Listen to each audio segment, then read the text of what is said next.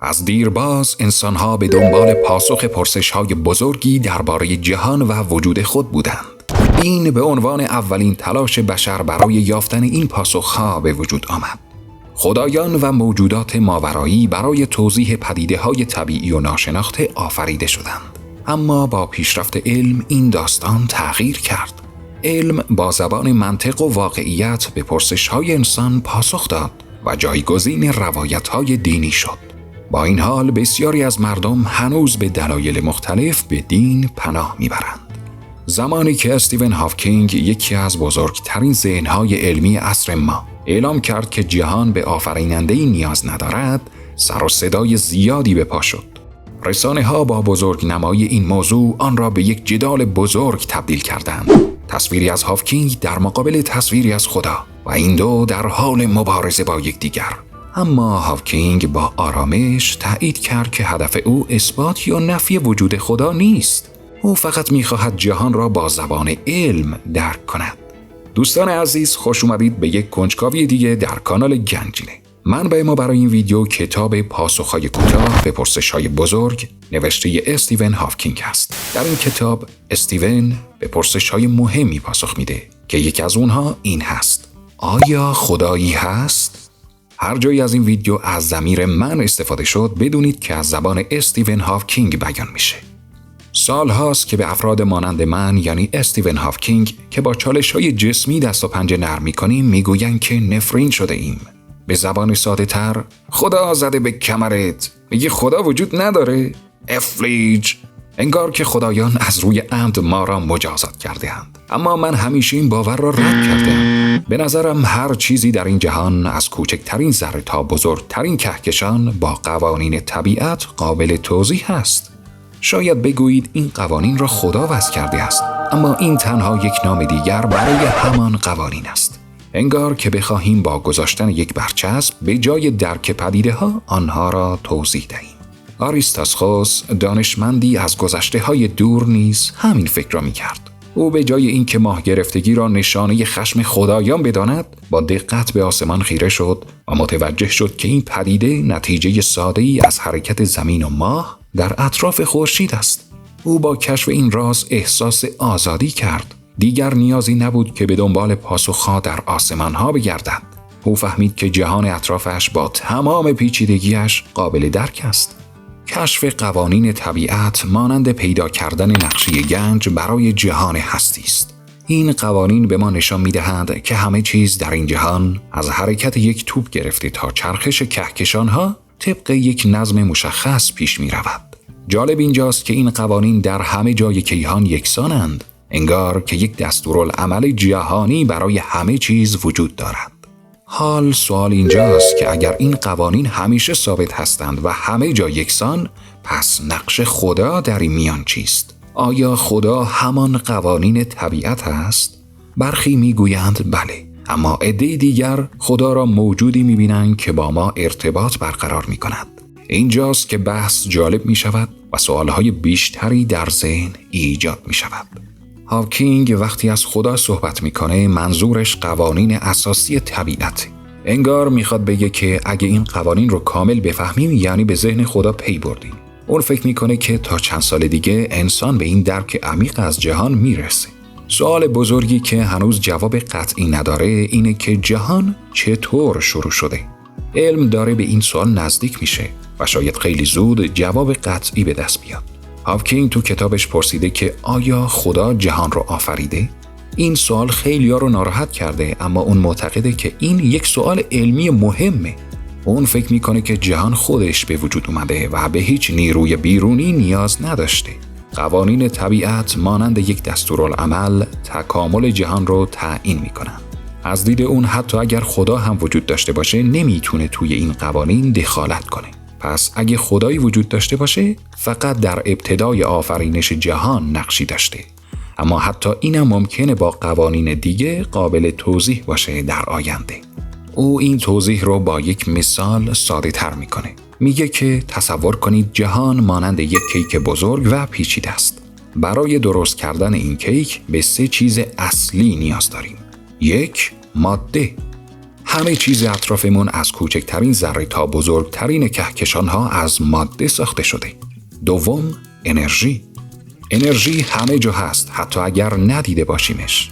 مثلا گرمای خورشید یک نوع انرژیه. انرژی باعث میشه همه چیز حرکت کنه و تغییر کنه. و سوم، فضا. جایی که همه چیز توش قرار داره. فضا خیلی بزرگ و بی‌نهایته. از دید او با ترکیب این سه چیز جهانی به وجود اومده که خیلی پیچیده و زیباست. به عبارت دیگه جهان مانند یک کیک سه لایه است که هر لایه از مواد خاصی ساخته شده. قبل از اینشتین دانشمندان نمیدونستن که این ماده، انرژی و فضا از کجا اومده.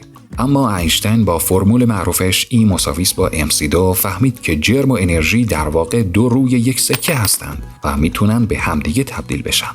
پس حالا به جای سه چیز فقط به دو چیز نیاز داریم، یعنی انرژی و فضا. دانشمندان فهمیدن که همه چیز از یک انفجار بزرگ به نام بیگ بنگ شروع شده. تو فارسی بهش میگن مهبانگ. در این لحظه فضا، زمان و همه انرژی جهان به وجود اومد. اما سوال اینجاست که این انرژی و فضا از کجا اومدند؟ برخی میگویند خدا جهان را آفرید. اما علم میخواهد با استفاده از قوانین طبیعت بفهمد جهان چطور به وجود آمده و آیا به خدا نیاز داریم یا نه. به عبارت دیگر، علم می‌خواهد بدون اینکه به دنبال نیروی ماورایی بگردد، به سوالات اساسی درباره جهان پاسخ بدهد. هاوکینگ میگه کل جهان با همه عظمتش میتونه رایگان به وجود بیاد. یعنی چی؟ این ایده عجیبه، چون ما همیشه فکر میکنیم هیچ چیز رایگان نیست. اما هاوکینگ با نگاهی به بیگ بنگ به نتیجه جالبی رسیده. بزرگترین راز بیگ بنگ اینه که چطور از هیچ جهانی پر از انرژی و فضا به وجود اومده. جواب این سوال در مفهوم انرژی منفی نهفته. برای فهم بهتر این موضوع میتونیم به ساختن یک تپه فکر کنیم. وقتی یک تپه میسازیم، یک گودال هم در واقع در کنارش داریم ایجاد میکنیم. تپه میشه انرژی مثبت و گودال میشه انرژی منفی. در آغاز جهان هم همین اتفاق افتاده. برای ایجاد جهان پر از انرژی مثبت باید انرژی منفی هم به وجود می آمد. پس در واقع جهان از نظر انرژی یک تعادل میان مثبت و منفی داشته. استیون میگه جهان در ابتدا بسیار کوچک بود و امکان ایجاد آن بدون نیاز به نیروی خارجی وجود داشت. با گذشت زمان جهان گسترش یافت و انرژی منفی لازم برای تعادل را در خود ذخیره کرد. آیا برای شروع این فرایند به خدا نیاز بود؟ هاوکینگ معتقد است علم می‌تواند توضیح قانع کننده تری ارائه دهد. در زندگی روزمره همه چیز دلیلی دارد، اما برای جهان اینطور نیست. لحظه بیگ بنگ آغاز زمان و فضا بوده است. قبل از آن هیچ زمانی وجود نداشته است که بخواهیم از علت آن سوال کنیم. نظریه نسبیت عام اینشتین نشان می‌دهد که زمان و فضا به هم پیوسته‌اند. پس سوال از علت بیگ بنگ مانند این است که بپرسیم قبل از شروع زمان چه اتفاقی افتاده است. برای درک بهتر چگونگی پیدایش جهان بدون نیاز به آفریننده به سیاهچاله‌ها نگاهی بندازیم. استیون میگه سیاهچاله‌ها اجرام بسیار سنگینی هستند که جاذبه خیلی قوی دارند. این جاذبه نه تنها روی نور بلکه روی زمان هم تأثیر میذارند. در نزدیکی سیاهچاله‌ها زمان کندتر میگذره و در داخلشون زمان متوقف میشه. در لحظه ایجاد بیگ بنگ جهان بسیار کوچک و چگال بود، شبیه به یک سیاهچاله بزرگ. در آن لحظه زمان نیز متوقف شده بود. قوانین طبیعت در همه جا یکسان هستند به جز در جاهایی مانند سیاهچاله‌ها یا لحظه بیگ بنگ. به عبارت دیگه هاوکینگ با مقایسه لحظه بیگ بنگ با داخل یک سیاهچاله میخواد نشون بده که آغاز جهان یک پدیده طبیعیه که با قوانین فیزیک قابل توضیحه. اون میگه هرچه به آغاز جهان نزدیکتر میشویم جهان کوچکتر و چگالتر میشود تا جایی که به یک نقطه بی نهایت کوچک و چگال تبدیل میشود. در این نقطه زمان وجود ندارد و قوانین فیزیک به طور کامل تغییر می کنند. به همین دلیل نمی توانیم از چیزی قبل از بیگ بنگ صحبت کنیم. و این نشان می‌دهد که جهان می‌تواند بدون نیاز به یک آفریننده آغاز شده باشد. هاوکینگ معتقده که سوالاتی مانند وجود خدا سوالاتی بی‌معنی اند.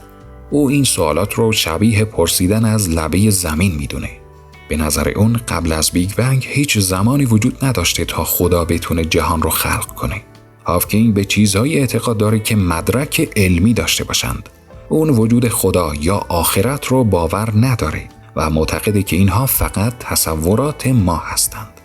به عبارت ساده تر، هاوکینگ یک دیدگاه مادی و علمی نسبت به جهان دارد و معتقد است که علم میتواند پاسخ بسیاری از سوالات بزرگ ما را بدهد.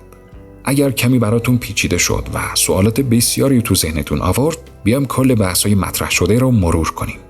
در مجموع استدلال هاوکینگ بر پایه 2 اصل اساسی استواره. 1. محدودیت‌های دانش فعلی. هاوکینگ به صراحت بیان میکنه که دانش بشر محدوده و ما نمیتونیم به همه سوالات پاسخ قطعی بدیم، به خصوص در مورد مباحثی مانند آغاز جهان و وجود خدا. علم هنوز به مرزهای قطعی نرسیده است. 2. قوانین فیزیک و بیگ بنگ. اون با استفاده از مدل‌های کیهانشناسی و نظریه نسبیت عام سعی می‌کند تا یک توضیح علمی برای آغاز جهان ارائه دهد. بر اساس این مدل‌ها جهان از یک نقطه بسیار کوچک و چگال آغاز شده و با گذشت زمان گسترش یافته است که به بیگ بنگ معروف است به عنوان یک نقطه آغازین برای همه چیز در نظر گرفته می‌شود. در نهایت هاوکینگ به این نتیجه میرسه که پرسش از وجود آفریننده قبل از بیگ بنگ پرسشی بی‌معنی است، چون زمان خود در لحظه بیگ بنگ آغاز شده و مفهوم قبل از بیگ بنگ در این حالت کاربرد ندارد. او تأکید می‌کند که در حال حاضر دانش ما نسبت به علم در حدیه که نمی‌تونیم جواب همه سوالات رو بدیم. در واقع هاوکینگ تلاش می‌کنه با استفاده از ابزارهای علمی به جای ارائه پاسخهای قطعی، مرزهای دانش انسان رو گسترش بده و ما رو به تفکر عمیق درباره جهان هستی و جایگاه خودمون در اون دعوت کنه. این بود خلاصه‌ای از دیدگاه هاوکینگ و ممکنه با سایر تفسیرها و نظر شما متفاوت باشه. دوستان عزیز، دعوتتون میکنم شما هم دیدگاهتون رو در این رابطه در کامنت ها با همون به اشتراک بذارید. سپاس از همراهیتون.